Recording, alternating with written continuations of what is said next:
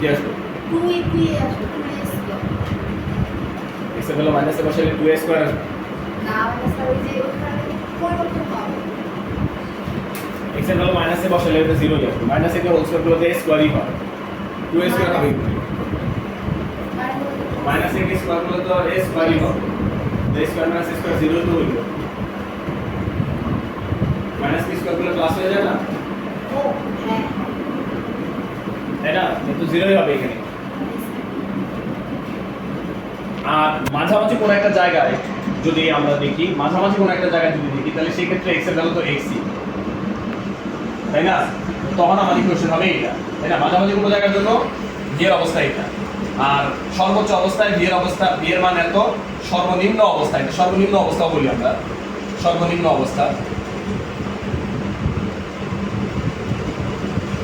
এখানে v এর value কত সর্বনিম্ন অবস্থায় v এর ভ্যালু কত ওমেগা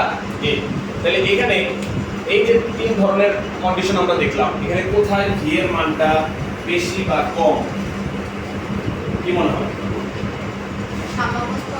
অবস্থা বেশি আর এই পাশে এই ভ্যালুটা বেশি হয় না এই ভ্যালুটা বেশি হয় ওমেগা a বেশি হয় না omega root over a square বেশি কোনটা বেশি ওমেগা a বেশি হবে তাই না কারণ এখানে কি হবে এখানে হ্যাঁ এখানে x এর মান যদি a এর চেয়ে কম হয় তাহলে বিয়োগফলটা obviously কি হবে a এর চেয়ে কমই আসবে a থেকে মাইনাস করে দিচ্ছি না এই ভ্যালুটা a এর চেয়ে কম আসবে না এখানে তো ওমেগা a হইছে ডাইরেক্ট a গুণ হইছে এই ভ্যালুটা সবচেয়ে বেশি এই ভ্যালুটা সবচেয়ে কম এটাকে আমরা বলি v মিনিমাম আর এটাকে আমরা বলি v ম্যাক্সিমাম